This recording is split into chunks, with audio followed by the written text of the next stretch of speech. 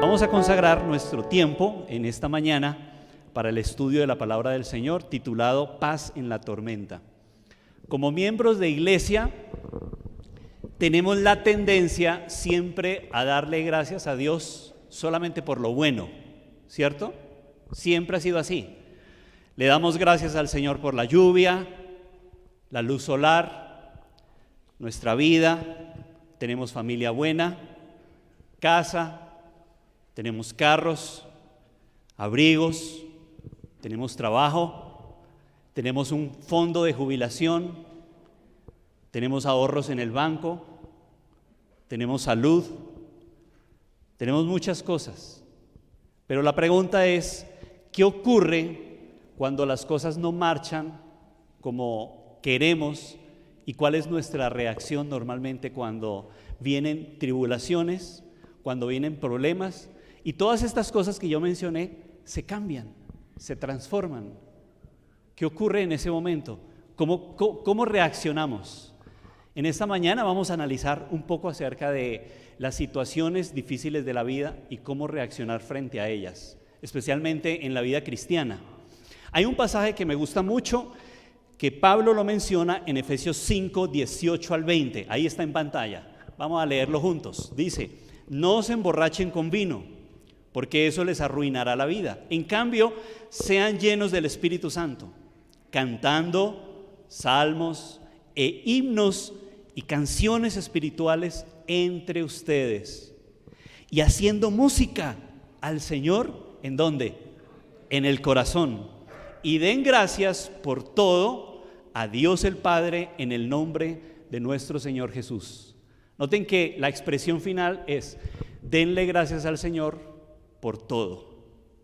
O sea que debemos darle gracias a Dios tanto por lo bueno como por lo malo, por las bendiciones que el Señor nos da, pero también por las dificultades y los trabajos, las angustias, las luchas que lleguen a nuestra vida. También tenemos que darle gracias al Señor por ello.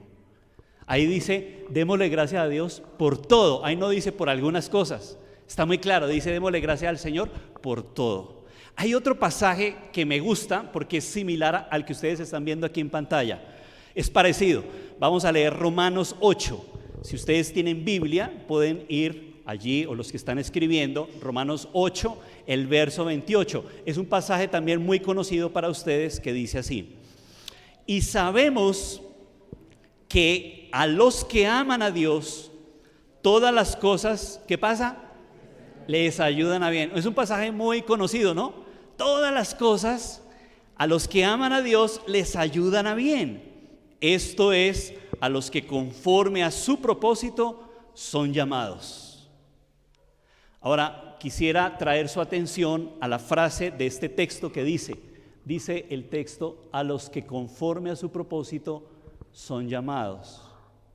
O sea, este pasaje se cumple para aquellos que aman a Dios.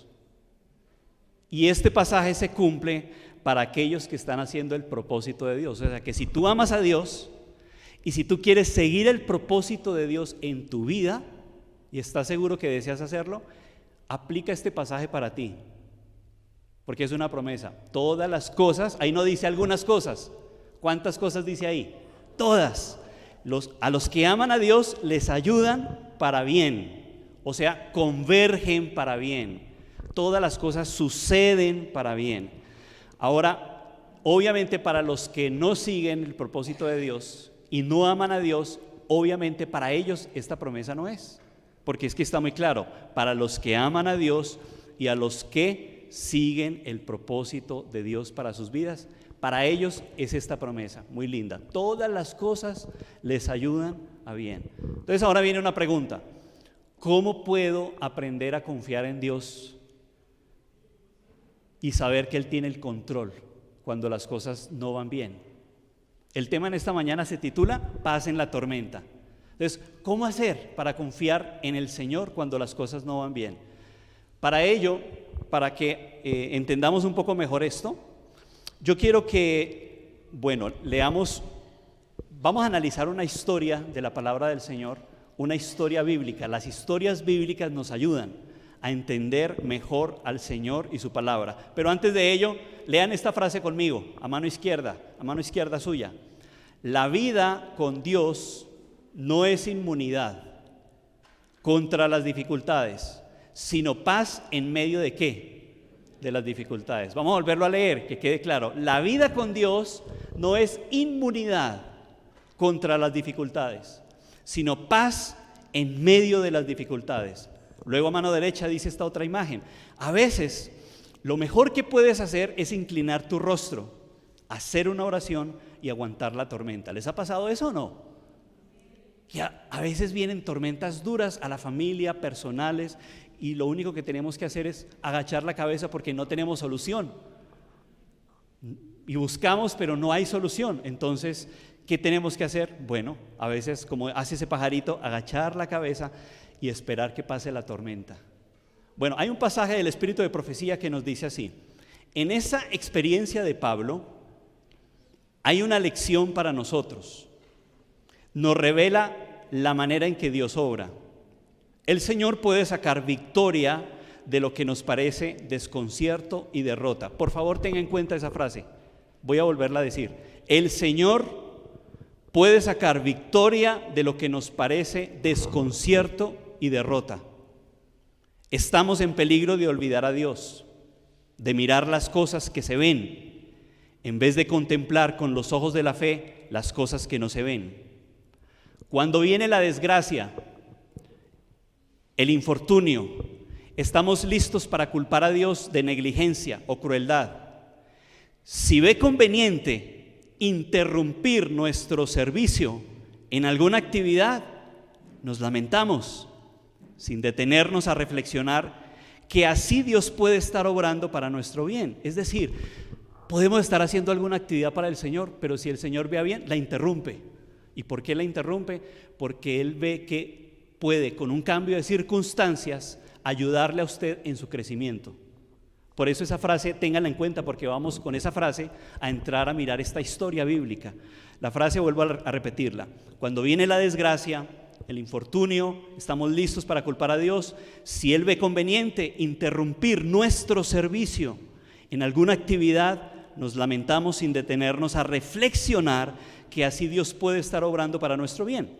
Necesitamos aprender que la corrección es parte de su gran plan y que bajo la vara de la aflicción el cristiano puede hacer a veces más por su maestro que cuando está ocupado en el servicio activo. ¿Cuándo más puede un cristiano ser más bien para la obra del Señor? Cuando está en problemas, cuando está en una prueba, cuando está en una dificultad. Ahí el Señor tal vez lo puede usar mucho mejor. Y yo quiero traerles el caso en esta mañana, rápido, vamos a hacer un análisis rápido, pero lo quiero traer con la excusa de poder ayudar a entender en este tema que estamos estudiando por qué a veces las cosas no van bien para los cristianos. ¿Cuánta gente a veces duda de Dios y dice Dios no existe porque mire, ¿por qué permite tanto sufrimiento? Pero todo tiene un propósito. Para los que aman a Dios, todo tiene un propósito. Y si usted quiere seguir el propósito de Dios, Dios tiene un propósito en todo lo que está pasando. Quiero que analicemos el caso de Juan el Bautista. Vamos a analizar 12 puntos de Juan el Bautista rápido. ¿Ok? El primer punto que quiero traer a ustedes de Juan el Bautista es que Juan era primo de Jesús y 6 meses mayor que él. ¿Estamos de acuerdo? Vamos a leer el texto. Lucas 1:36, primer punto. He aquí tu parienta Elizabeth. Ella también ha concebido hijo en su vejez. Y este es el 6º mes para ella, la que llamaban estéril, porque nada hay imposible para Dios. Entonces viene el Señor a Elizabeth, la mamá de Juan, y le dice, ¿qué le dice ella? He aquí tu parienta, a María, y le dice de Elizabeth, he aquí tu parienta Elizabeth ha concebido hijo en su vejez, y es el 6º mes que lleva de embarazo. Entonces Juan el Bautista era primo de Jesús y le llevaba 6 meses. Ese es el primer punto. Segundo punto, Juan el Bautista fue lleno del Espíritu Santo desde el vientre de la mamita. el Espíritu Santo estuvo con ese niño, formándolo. ¿Cómo será eso? Eso es un misterio, ¿no? Que la Biblia diga que el Espíritu Santo estuvo con cierta clase de hombres desde el vientre, formándolo. Y de Juan el Bautista se dice eso. Lucas, vamos a leerlo, 1:15. Porque él será grande delante del Señor, no beberá vino ni licor, y será lleno del Espíritu Santo aún, ¿desde cuándo? Desde el vientre de su madre.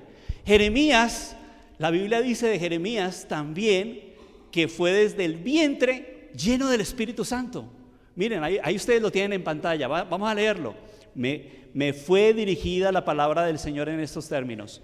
Antes de haberte formado, yo en el seno materno te conocía, y antes que nacieras, ya te tenía consagrado. Yo, profeta de las naciones, te constituí. Qué interesante.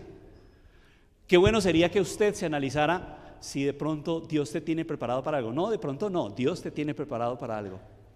¿Ya has pensado de pronto para qué es? Aún desde el vientre, Dios tenía preparado a estos hombres para algo. Entonces Juan el Bautista tenía ya un propósito, una misión. Por eso el Espíritu Santo estuvo con él desde el vientre, porque él tenía una misión que cumplir. ¿Cuál era la misión que él tenía que cumplir? Muy bien, ese es el tercer punto. Tercero, vamos a leerlo para que sea cada punto con un verso bíblico. Juan capítulo 1, verso 16, 17, dice: y hará que muchos de los hijos de Israel se conviertan al Señor Dios de ellos, e irá delante de él con el espíritu y el poder de Elías, para hacer volver los corazones de los padres a los hijos, y de los rebeldes a la prudencia de los justos, para preparar al Señor un pueblo bien dispuesto. ¿Tenía Juan el Bautista una misión? Sí la tenía. ¿Cuál era su misión? Preparar el camino para la primera venida de Jesús. Entonces, vamos atando todo esto. Era primo de Jesús, le llevaba 6 meses, desde el vientre de su madre fue lleno del Espíritu Santo, porque Dios le tenía un propósito para él, y su propósito específico era preparar el camino para la venida del Señor. Cuarto, no hubo nadie mayor que Juan el Bautista. ¿Escucharon? No hubo nadie mayor que Juan el Bautista. Punto 4, con un verso bíblico, vamos a verlo. Mateo 11, pueden ustedes leer del 11 al 15, no lo vamos a leer acá, pero entre estos versos está esta frase: en verdad os digo que no ha nacido de mujer uno más grande que Juan el Bautista. Imagínense, o sea que no era cualquier clase de persona, era una persona muy especial porque tenía un propósito especial, y por eso dice: no ha nacido de mujer otro más grande que este hombre.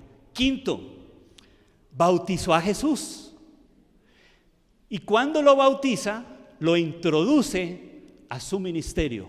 Vamos a leerlo. Entonces tenemos Juan capítulo 1, verso 29 y verso 30. Allí en estos versos, Juan estaba con los discípulos y ve a Jesús venir, e inspirado por el Señor dice estas palabras: o sea, lo ve venir de allá, y alzando la mano, señalándolo a él, dice: este es el Cordero de Dios que quita el pecado del mundo. ¿Cuánto les hubiera gustado tener la misión de Jesús?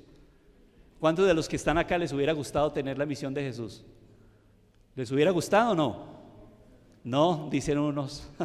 No, muy bien, gracias por la sinceridad. ¿Cuánto les hubiera gustado? ¿A otros? No, ninguno le hubiera gustado tener la experiencia de Jesús, ser llamado para ese trabajo.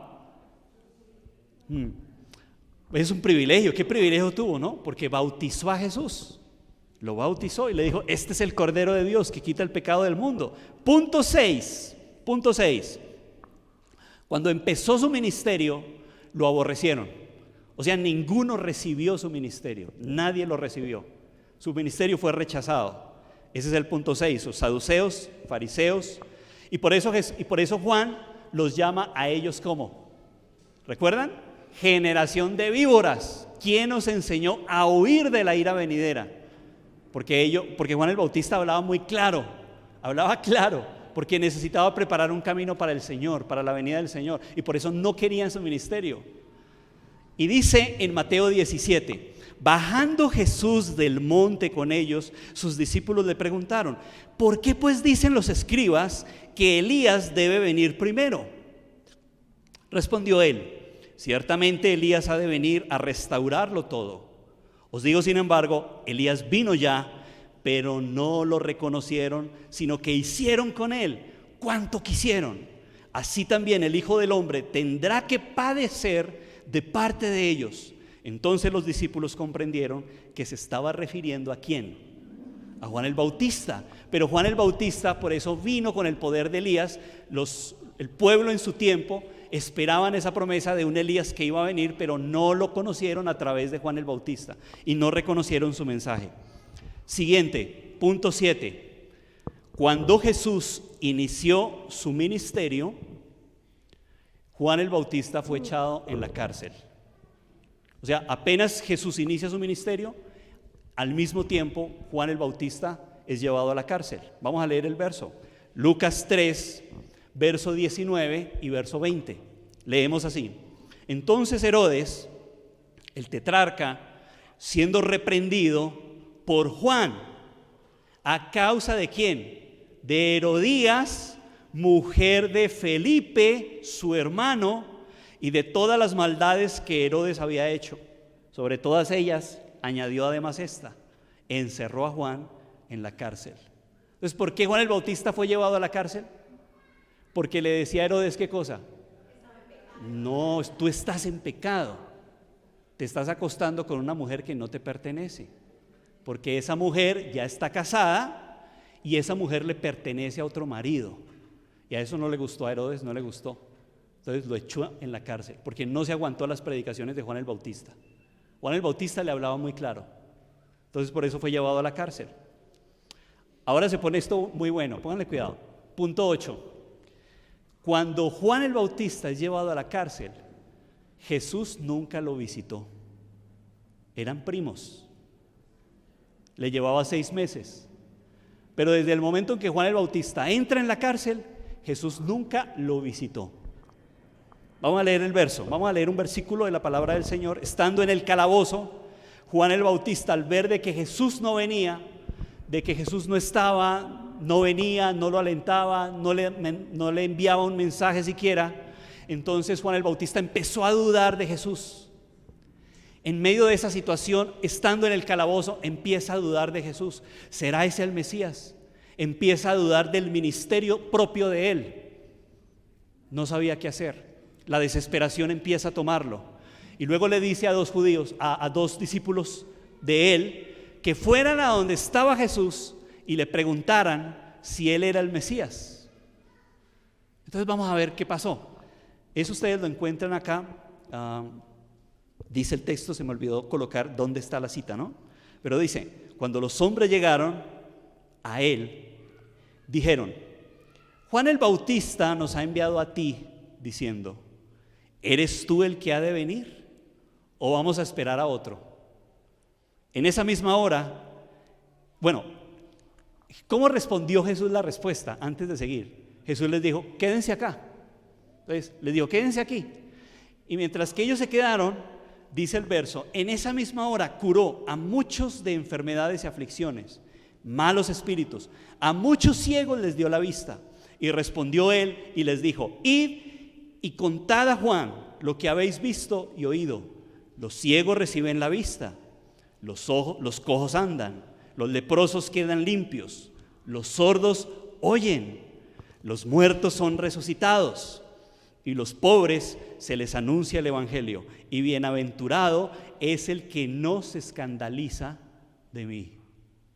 Entonces los discípulos van y le dicen a Jesús: mira que Jesús te mandó decir esto, que leas Isaías 61. Juan el Bautista conocía la profecía de Isaías 61, porque estos versos que usted escuchó aquí, que yo leí, son de una profecía del Antiguo Testamento, que hablaba de lo que Jesús, ese Mesías, en el futuro vendría y haría. Entonces cuando Juan el Bautista escucha: eso dijo, y los discípulos le relatan el texto y le dicen: léalo, acuérdese del texto. Entonces él va a Isaías 61.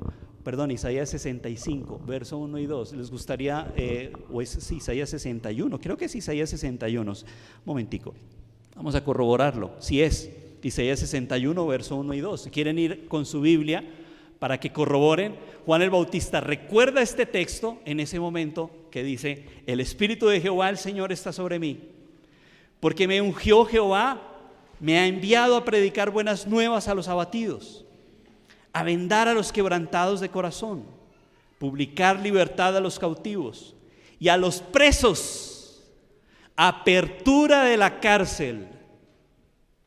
¿Y Juan el Bautista dónde estaba en ese momento? En la cárcel.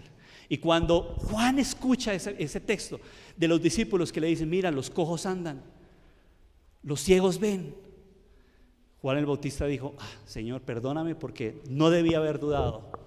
Me está pasando esto, tú conoces el propósito por el cual está pasando. No lo sé, no lo veo muy bien, no sé por qué has venido, todavía no has venido acá, no sé por qué estoy solo. Aún los discípulos lo abandonaron, los discípulos de él lo abandonaron, pero él se confortó en la palabra del Señor y en esta profecía. O sea, no dudes que yo soy el Mesías, porque no entiendes todo lo que está pasando en este momento. Así no entiendas todo lo que está pasando en este momento, no dudes. ¿Ok? Punto 10. Entonces, en el punto 10, los discípulos van a Juan, le cuentan todo esto, y en el punto 11, finalmente ocurre una fiesta, y en esa fiesta piden la cabeza de Juan el Bautista. ¿Recuerdan? Vamos a leer qué pasó. Marcos 6, miren, verso 25 al 28. Enseguida se fue corriendo la muchacha a presentarle al rey su petición. ¿Quién era esta joven? ¿La hija de quién? De Herodías. Ella era Salomé y era la hija de quién? De Herodías. Muy bien. Entonces, había una fiesta y en medio de esa borrachera, ¿qué es lo que hace Herodes? Le dice a su esposa: pídeme lo que quieras. A la hija no fue, ¿no? Y después, ¿qué ocurre? La mamá va y le dice a ella: pide la cabeza de Juan el Bautista, pídesela. Y entonces ella, como era muy hermosa y estaba bailando, ya había bailado ante todas esas personas, entonces le dice a Herodes: mira, yo quiero la cabeza de Juan el Bautista. ¿Y qué dice el verso? Quiero ahora mismo que me des en una bandeja la cabeza de Juan el Bautista. El rey se quedó angustiado porque él no quería matar a Juan el Bautista, pero se quedó angustiado, ya le había hecho la promesa y sigue diciendo: pero a causa de sus juramentos y en atención a los invitados no quiso desairarla. Así que enseguida envió a un verdugo con la orden de llevarle la cabeza de Juan. El hombre fue, decapitó a Juan en la cárcel y volvió con la cabeza en una bandeja, se la entregó a la muchacha y ella se la dio a su madre. Y así murió Juan el Bautista. Entonces vamos a recordar: Juan el Bautista, el Señor lo llamó desde el vientre para un trabajo, le dio una misión, fue fiel a esa misión, predicó esa misión sin importar las consecuencias. Habló tan fuerte que finalmente fue echado en la cárcel. No midió las consecuencias de lo que dijo. En la cárcel empezó a dudar de Dios, de su propósito, de su llamado. Pero el Señor lo reconforta con una profecía de Isaías 61 y luego finalmente es decapitado. Pero nunca recibió de Jesús una visita. Yo les quiero preguntar un poquito ahora hablando de Juan. ¿Juan el Bautista resucitaría o no? ¿O todavía está muerto?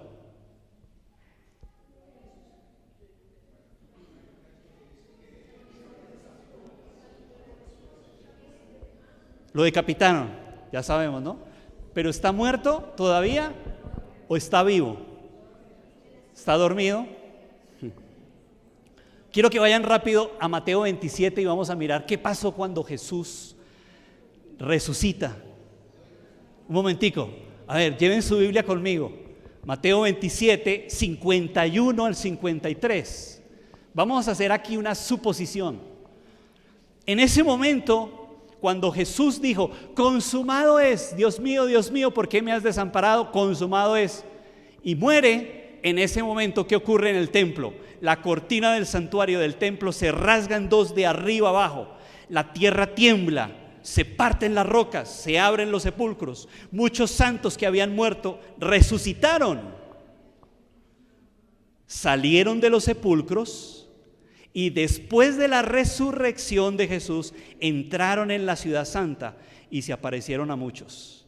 O sea que, ¿cuándo fue que los sepulcros se abrieron? Y es Efesios 4:8, dice, y el Señor llevó cautivo la cautividad. O sea, los cautivos de la muerte, el Señor los resucita y se los lleva al cielo. Pero no, en la Biblia no hay otro verso que te diga quiénes son esta clase de personas y quiénes conforman este grupo. Así que el espíritu de profecía sí lo dice. Quiero compartir con ustedes estas citas. Vamos aquí y dice, al resucitar Cristo, sacó de la tumba una multitud de cautivos. Primero, ¿cuántos eran? Una multitud.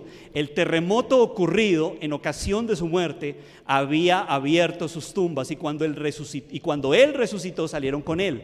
Eran aquellos que habían sido colaboradores con Dios y que a costa de su vida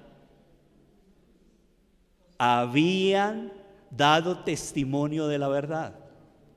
Ahora iban a ser testigos de aquel que los había resucitado. De este párrafo, ¿qué extrae usted? Era una multitud y que tenían, muy bien, habían sido colaboradores con Dios y que a costa de su vida habían sufrido. Sigamos otro pasaje. Aquellos favorecidos santos salieron glorificados. ¿Cómo salieron? Glorificados. Eran santos escogidos de todas las épocas, desde la creación hasta los días de Cristo. ¿Desde cuándo? Desde la creación hasta los días de Cristo. De modo que mientras los príncipes judíos procuraban ocultar la resurrección de Jesús, hizo Dios levantar de sus tumbas cierto número de santos para atestiguar que Jesús había resucitado y proclamado su gloria. Entonces, este grupo está formado ¿desde cuándo hasta cuándo? Desde la creación hasta eran santos escogidos desde todas las épocas, desde la creación hasta ¿qué cosa? Los días de Cristo. Los días de Cristo. O sea, desde Abel hasta Cristo. Los resucitados diferían en estatura y aspecto, pues unos eran de más noble continente que otros. Se me informó que los habitantes de la tierra habían ido degenerando con el tiempo, perdiendo fuerza y donaire. Satanás tenía el dominio de las enfermedades, de la muerte. En cada época los efectos de la maldición se habían hecho visibles, más evidentes con el poder de Satanás. Los que habían vivido en los días de Noé y Abraham parecían ángeles por su gallardía y aspecto, pero los de cada generación sucesiva habían resultado más débiles, más sujetos a las enfermedades y de vida más corta. Satanás ha ido aprendiendo a molestar y debilitar a la raza humana. Los que salieron de los sepulcros cuando resucitó Jesús se aparecieron a muchos diciéndoles que ya estaba cumplido el sacrificio por el hombre. Nosotros fuimos resucitados con él. Ve, aquí está la evidencia. Entonces, era un grupo especial y era un grupo que había dado su vida por causa del mensaje del Señor, pero además de eso, eran desde la época de la creación hasta la época de Jesús. Estén conmigo, no se me vayan a dormir. Estén conmigo aquí, atentos. ¿Ok? Está haciendo un poquito de calor, pero estén conmigo. Vamos en el tema. Entonces, puede que aquí esté Juan el Bautista o no. ¿Sí? Aquí puede estar Juan el Bautista, porque fueron de personas que dieron su vida. Pueda que aquí esté, ¿no? Y desde Abel hasta Juan el Bautista. ¿Cuánto tiempo pasó desde la muerte de Juan hasta su resurrección? Si está en este grupo. Corto tiempo. Poco tiempo. Pero imagínenselo, predicando y yendo a Jerusalén. De pronto se encontró con Abel. ¿Cuál era la estatura de Abel? Casi 5 metros. ¿Y cuál era la estatura de Juan el Bautista? La edad promedio de su tiempo, la estatura promedio 1.80, 1.70, 75 de pronto. Mira qué diferencia. Hola, Abel, vamos a predicar a toda Jerusalén que Jesús resucitó y Él es el verdadero Mesías. Yo pienso que Él estuvo ahí y predicó por toda la ciudad que Jesús había resucitado. Ahora, ¿saben qué es lo más interesante? Todas las personas que en el Antiguo Testamento murieron, lo hicieron porque tuvieron fe en el Señor. Y a lo largo de la historia, la Biblia dice que hay muchas personas que han dado su vida por el ejemplo de Juan el Bautista, porque se animaron. Cuando leen en la Biblia que él estuvo allá solo, no recibió visita de nadie, él perseveró, permaneció y se mantuvo fiel. Entonces es muy interesante esto, pero yo quiero decirles lo que dice el espíritu de profecía acá. Miren, ¿por qué Jesús no fue a visitar a Juan? Jesús no se interpuso para librar a su siervo. Sabía que Juan soportaría la prueba. Gozosamente habría ido el Salvador a Juan para alegrar la lobreguez de la mazmorra con su presencia, pero no debía colocarse en las manos de sus enemigos ni hacer peligrar su propia misión. Gustosamente habría librado a su siervo fiel, pero por causa de los millares que en años ulteriores debían pasar de la cárcel a la muerte, Juan había de beber la copa del martirio. Mientras los discípulos de Jesús languidecieran en solitarias celdas o perecieran por la espada, el potro o la hoguera, aparentemente abandonados de Dios y de los hombres, ¿qué apoyo iba a ser para su corazón el pensamiento de que Juan el Bautista, cuya fidelidad Cristo mismo había atestiguado, había experimentado algo similar? ¿Por qué entonces Jesús no visitó a Juan el Bautista? Porque su ejemplo debía ser una lección para ¿quiénes? Para todas las generaciones, para todos los fieles que sufran por causa del Evangelio, que tengan que sufrir por causa de la verdad. Y ahí estamos involucrados ustedes, nosotros, todos estamos involucrados allí. Y luego, después de que la hermana White dice esto, nos da la lección para cada uno de nosotros en esta mañana. Por favor, presten atención conmigo aquí, escuchen. Dios no conduce nunca a sus hijos de otra manera que lo que ellos elegirían si pudieran ver el fin desde el principio. ¿Qué es lo que hace el Señor? Dios nunca va a conducir a sus hijos de una manera que la que ellos elegirían si pudieran ver. O sea, oiga, en otras palabras, si usted pudiera salir de su cuerpo por un momento e irse a una montaña y verse usted mismo desde allá, voy a ver a César. Ah, César, la estás pasando muy mal. César abajo está pasando por dificultades terribles, la está pasando muy mal, pero ya sé a dónde va esto. O sea, si usted pudiera mirar su vida, su futuro desde arriba y poder ver las dificultades que usted está pasando, que usted ahorita se queja, que porque no tiene plata, que porque no tiene un trabajo estable, que porque esta pandemia te ha dejado mal, que porque perdiste tu esposo, perdiste tu esposa, que porque tus hijos están fuera de los caminos del Señor, entonces tú también quieres abandonar el camino del Señor. Cada uno tiene luchas y uno dice, pero ¿por qué el Señor me permite esto? ¿Por qué el Señor permite que yo pase por esto? ¿Por qué? Y a veces usted se queja como Job, murmura, pelea con el Señor, calumnia al Señor, discute con el Señor, pero usted no sabe. Si usted pudiera ver desde allá que el Señor te está guiando, usted diría, Señor, déjeme seguir por acá. Déjeme seguir por acá porque yo veo que esto va bien. Por eso esa frase me parece tan importante. Grábenla, apreciados amigos. Dios no conduce a sus hijos de otra manera que la que ellos elegirían si pudieran ver el fin desde el principio y discernir la gloria del propósito que están cumpliendo como colaboradores suyos. Ni Enoc, vea esto, ni Enoc, que fue trasladado al cielo, ni Elías, que ascendió en un carro de fuego, fueron mayores o más honrados que Juan el Bautista, que pereció solo en una mazmorra. ¡Wow! ¿Quién fue Enoc? Caminó con Dios y fue trasladado al cielo, pero dice que no fue más honrado que Juan el Bautista, que estuvo en una mazmorra. Entonces, cuando usted sufra, ¿te vas a quejar? Cuando estés en medio de una tempestad, ¿te vas a quejar? Siéntete honrado, porque eres mejor que Enoc y que Elías en el sufrimiento y en la tempestad. ¿Estamos de acuerdo o no? ¿Amén o no? Amén. Amén, porque el Señor está guiando su vida o no. ¿Usted cree que el Señor está guiando su vida o no? ¿Cree usted que Dios tiene un propósito para su vida? ¿Sí o no? Amén. Dele gracias al Señor por ello. Pero luego dice, a vosotros, es el texto de introducción. Mire, Filipenses 1:29 fue el texto que leímos de introducción. A vosotros os es concedido por Cristo, no solo que creáis en Él, sino también que padezcáis por Él. O sea que si usted siente que Dios lo va a llamar, tenga presente que si Dios te llama, Dios también te va a decir que tienes que padecer por Él. ¿O qué crees tú? ¿Que quieres una religión sin cruz? Hay muchas iglesias que enseñan una religión sin cruz, ¿sí o no? Porque dicen, no, tranquilo, cree en el Señor Jesucristo, serás salvo tú y tu casa y estarás lleno de prosperidad y dinero, el evangelio de la prosperidad, pero nunca te enseñan a sufrir y nunca te preparan para el sufrimiento. Y el evangelio es ese, hermanos, el evangelio es de cruz. Por eso Jesús dijo estas palabras, escuchen estas palabras: el que quiera venir detrás de mí, que renuncie a sí mismo.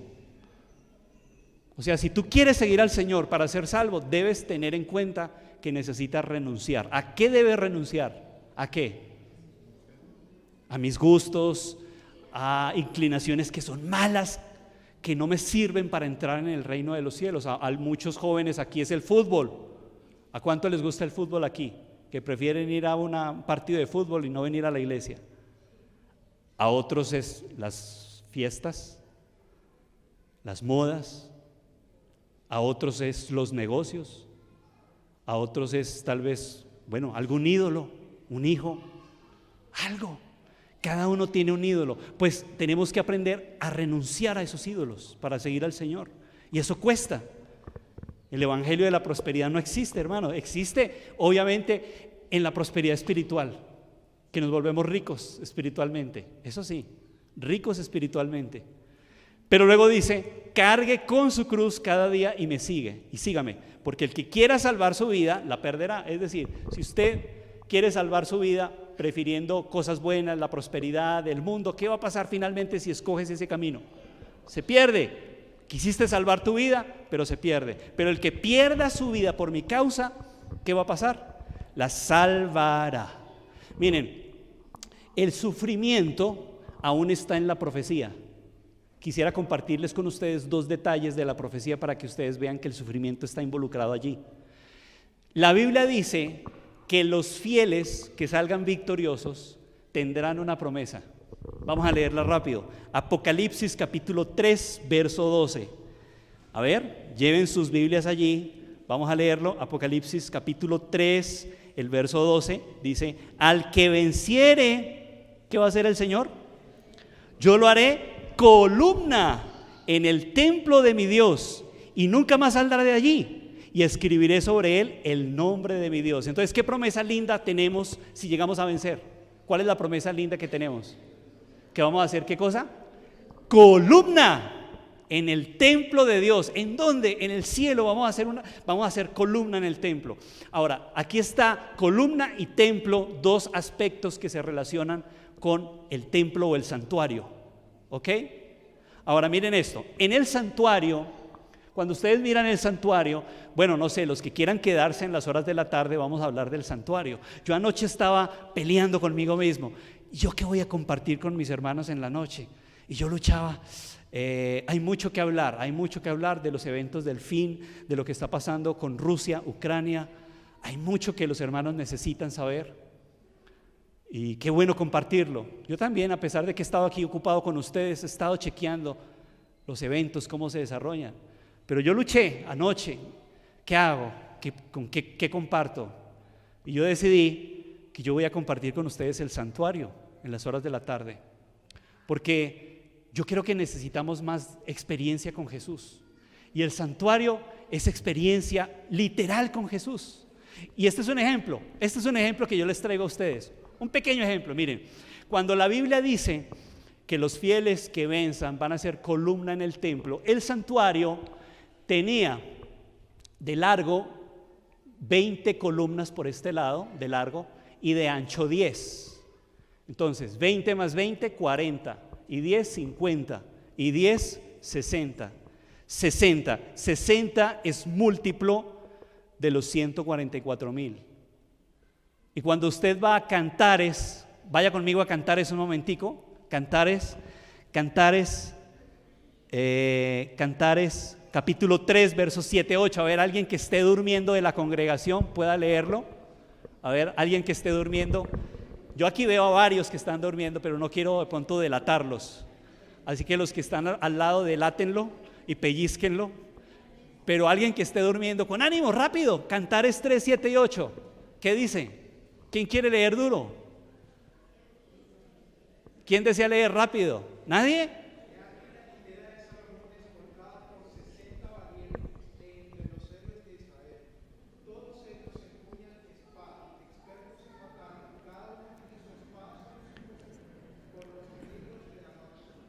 Gracias. Todos ellos tienen espada y se le llaman ¿qué? Los 60 valientes, y se le llaman los fuertes de Israel. ¿Quiénes son esos? Los 144,000 que son los valientes de Dios.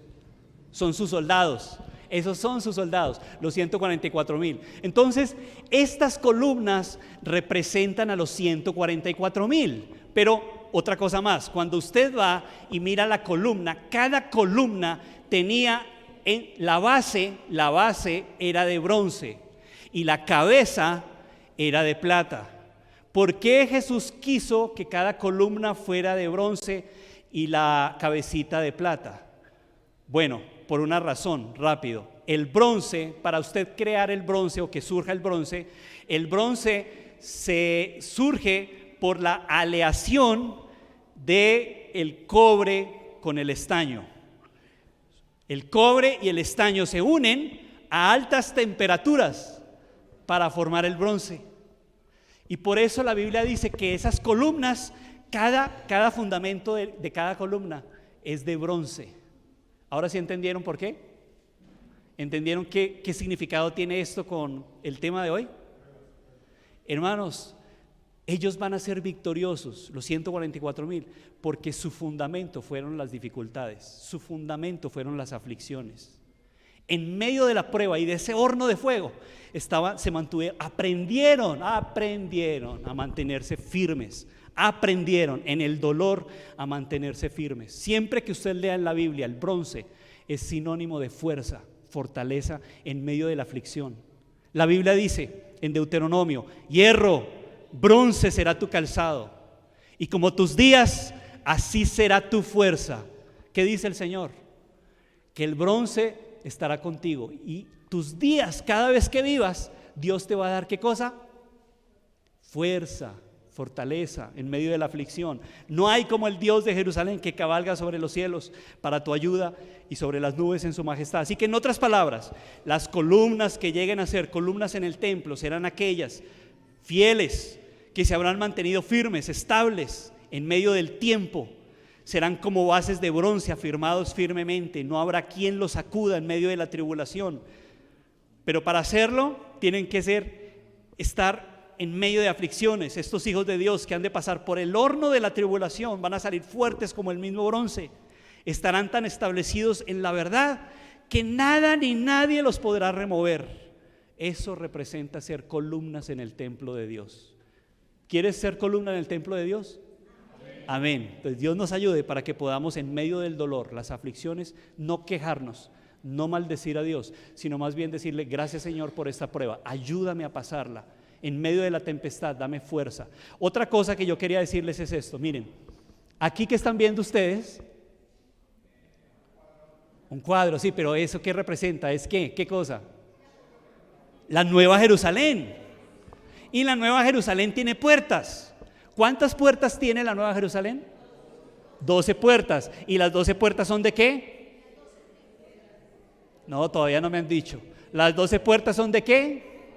De perlas, de perlas. ¿Por qué Jesús quiso que las puertas de la Nueva Jerusalén fueran de perlas? ¿Qué dice la Biblia? El reino de los cielos es semejante a un mercader que busca buenas perlas, que habiendo hallado una perla preciosa, fue y vendió todo lo que tenía para comprar esa perla. ¿Saben cómo se forma una perla? Yo sé que ustedes saben.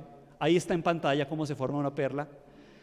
Dice: las ostras y otros moluscos crean perlas en respuesta a la irritación de su tejido corporal ocasionada por un grano de arena u otro objeto extraño. Es decir, parto sin dolor o con dolor.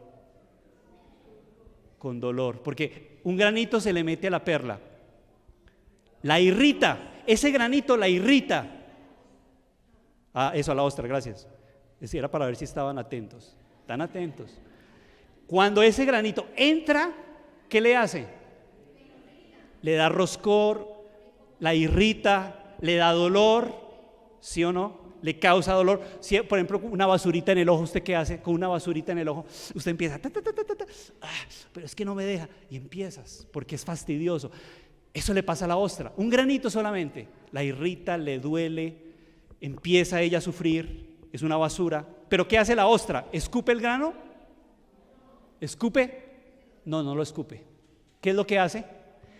El granito empieza a envolverlo con una sustancia, y a medida que envuelve ese granito con esa sustancia, empieza a formar alrededor de ese granito algo hermoso, que finalmente termina siendo una perla.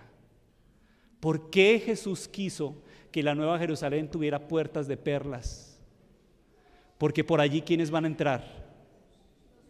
Personas que aprendieron el sufrimiento, personas que aprendieron que en medio del sufrimiento a ser fieles.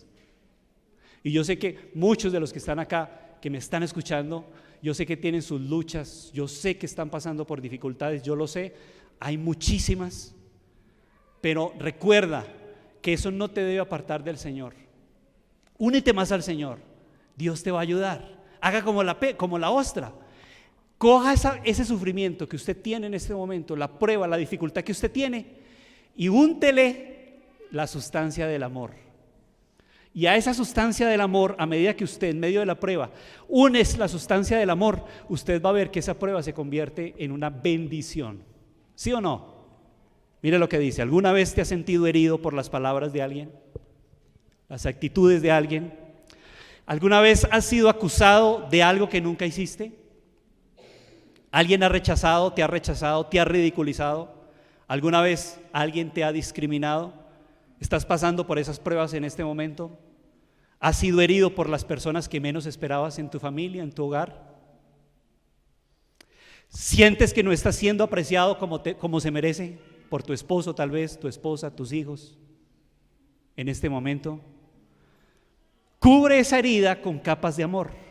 Recuerda, cuanto más se cubran sus heridas, menos dolor sentirás, porque de lo contrario esa herida permanecerá abierta y terminará haciéndote daño todos los días. Se infectará de resentimiento, amargura, y lo peor, no va a sanar. ¿Cuántos de los que están acá tienen resentimientos todavía por alguien? ¿Por algo? Dios nos ayude, ¿no? Para unir a ese resentimiento el amor. Por eso, hermanos, no se desanimen cuando vengan las pruebas. No se desanimen cuando vengan las dificultades, porque vamos a entrar por puertas de perlas. Y Pedro dijo: queridos hermanos, no se extrañen del fuego de la prueba que están soportando en este momento, como si fuera algo insólito. Al contrario, alégrense. ¿Qué debemos hacer? De tener parte en los sufrimientos de Cristo, para que también sea inmensa su alegría cuando se revele la gloria de Cristo. O sea, qué interesante, ¿eh? Regocijémonos hoy en las dificultades, para que cuando Jesús venga, yo me alegre con Él. Luego dice: dichosos ustedes si los insultan por causa de Jesús. Si en la universidad sufres persecución, que porque quieres ser cristiano, sí, yo leo la Biblia, y se burlan de ti. Dichoso eres si quieres vestir como una dama, como debe ser, o quieres comportarte como un joven debe ser en el Señor, y sufres persecución por ello. Dichoso, alégrate, dice ahí, porque el glorioso Espíritu de Dios reposa sobre ustedes. Que ninguno tenga que sufrir por asesino, eso sí, ladrón, delincuente, ni siquiera por entrometido. Pero si alguien sufre por ser cristiano, que no se avergüence, sino que alabe a Dios por llevar el nombre ¿de quién? De Cristo. Qué hermoso pasaje, ¿no? La hermana White dijo: pronto oímos su amable voz que decía: vengan, pueblo mío, han salido de una gran tribulación, han hecho mi voluntad, sufrieron por mí, vengan a la cena que yo mismo serviré. Nosotros exclamamos: aleluya, gloria, y entramos en la ciudad. Le rogué a Jesús que me permitiera comer del fruto, pero él me respondió: todavía no lo hagas, todavía no. Debes volver de nuevo a la tierra y referir a otros lo que se te ha revelado. Entonces un ángel me transportó suavemente a este oscuro mundo. Oiga, ¿por qué dice suavemente a este oscuro mundo? Porque pasar de las glorias que hay en el cielo y llevarte rápido aquí a este mundo, como termina el texto, lóbrego, hermanos, eso es terrible. Estamos viviendo una tierra lóbrega, estamos viviendo un mundo horrible, y por eso el Señor nos lleva paso a paso, nos transporta. Por ejemplo, si usted está en la oscuridad una semana y sales a la luz, ¿qué pasa con sus ojos? Pues así es, el Señor nos lleva paso a paso, te va a llevar paso a paso, pero usted tiene que dejarse. Si usted le dice: Señor, guía mis pasos, usted tiene que dejarse guiar, porque si el Señor te coloca en una circunstancia donde tienes que sufrir, pues tienes que aprender a pasarlo. No reniegue, alégrese, ¿sí o no? Procuramos recordar las pruebas más graves por las que habíamos pasado, pero resultaron tan insignificantes frente al incomparable y eterno peso de gloria que nos rodeaba, que no pudimos referirlas, y todos exclamamos: aleluya, muy poco nos ha costado el cielo. Hermanos, no nos desanimemos. Freddy, vamos al final. Y al final yo quiero decirles, hay unos versos con los que yo quiero terminar, que dice así: ¿cómo podremos obtener la victoria sobre las tentaciones o influencias del mal? Apocalipsis 12:11, vamos a grabarlo. ¿Cómo podemos lograr salir la victoria? ¿Cómo podemos, en medio de las luchas que usted y yo hoy no entendemos por qué tenemos que sufrir, por qué tenemos que pasar por esto, por qué el Señor permite que yo tenga esto, que a veces no tenemos respuesta? ¿Qué debemos tener claro en medio de esa situación? Apocalipsis 12:11 dice: ellos lo han vencido por la sangre del Cordero y por la palabra del testimonio de ellos, y no amaron su propia vida, ni aún ante la muerte. ¿Cuántos estamos dispuestos a dar la vida, si es posible, en medio del sufrimiento por el Señor? Dios nos ayude para que eso pueda ser una realidad. Porque ahí está escrito: ¿cómo vamos a vencer este mundo? Ahí dice: ellos lo vencieron, o sea, a la bestia, su imagen, su marca, todo lo que las élites del mundo tienen para nosotros. Escucharon, por ejemplo, las últimas noticias, que Estados Unidos está teniendo una base de datos en su país de todos aquellos que no se han vacunado. Una base de datos que ya tiene la CIA y que está en comunión con el Vaticano, para todos aquellos que no se decidieron vacunarse. O sea, la persecución viene muy pronto, y necesitamos hoy tener una experiencia real con el Señor. Yo, antes de terminar, quisiera decir lo siguiente: me preocupa, porque aquí hay jóvenes que ellos piensan que esto no es real, que esto es de poca monta. ¿Y saben por qué me preocupa más? Porque aquí hay jóvenes que yo sé que si más se demoran en entregarle su vida al Señor, va a ser más difícil cuando ellos quieran tomar la decisión. Yo les voy a decir, escúchenme a los jóvenes, cuando usted le dice hoy al Señor: todavía no, yo necesito vivir esto, practicar esto, hacer esto. Cuando tú le dices eso al Señor, empieza a crearse en ti una maleza. ¿Saben qué es la maleza, no? Usted va a sembrar, para sembrar necesitas quitar la maleza. Entonces, cuando tú le dices no al Señor y te detienes y te demoras, la Biblia dice, y la hermana Juárez lo dice en un pasaje, empieza a crear maleza de aquí hasta donde está el Señor, a la distancia donde está el Señor. Si tú no vas con el Señor y lo dejas allá, Señor, quédese allá que yo quiero disfrutar del pecado todavía, empieza a crear una maleza. Y cada vez que tú le dices no al Señor, te corres para acá y más maleza crece. Te corres para acá, más maleza crece. Y cuando tú quieras finalmente decirle sí al Señor y te das vuelta y te vas para donde el Señor, le dice: Señor, ahora sí, ha crecido una maleza tan fuerte que no va a ser fácil poderla arrancar. Por eso muchas personas que conocieron el mensaje se van de la iglesia, terminan en el mundo. Es muy difícil que vuelvan, porque la maleza que crece entre la distancia entre ellos y Cristo es enorme. Y yo quiero que en esta mañana, antes de terminar mi tema, decirles: miren esta imagen. A todos estos jóvenes que no han dado ese paso, no solamente a los jóvenes, a todos aquí que todavía no se han entregado al Señor, quisiera decirles: Dios los ama mucho a ustedes, muchísimo. ¿Por qué? ¿Qué ha dado el Señor allá en la cruz? Su vida por usted, para que usted pueda vivir una vida diferente y para que en medio de las dificultades usted aprenda a llevar la vida con Jesús. Y por eso dice acá, vea: pero Dios que nos ama nos ayuda a salir más que vencedores. ¿En qué? ¿En algunas cosas? No, ¿en qué? En todo. Por eso estoy seguro de que ni la muerte, ni la vida de alguien, de algún ser querido que usted ame, pero lo dejó, no se preocupe, ni la vida de esa persona lo puede separar del amor del Señor, ni ángeles, ni demonios, ni lo presente, ni lo porvenir, ni lo alto, ni lo profundo, ni ninguna otra cosa creada nos podrá separar del amor de Dios que es en Cristo Jesús, Señor nuestro. Así que entrégate hoy en los brazos del Señor. Entréguese hoy en los brazos del Señor. Dale tu vida hoy. No dejes que pase más tiempo. El hecho de yo hacerles ese llamado no implica que usted se tenga que bautizar ya. No. Pero es al menos decirle hoy: Señor, yo quiero seguirte. No es fácil, tú sabes, no es fácil, pero yo quiero seguirte, ayúdame. En medio de las dificultades, ven conmigo, dame la salida.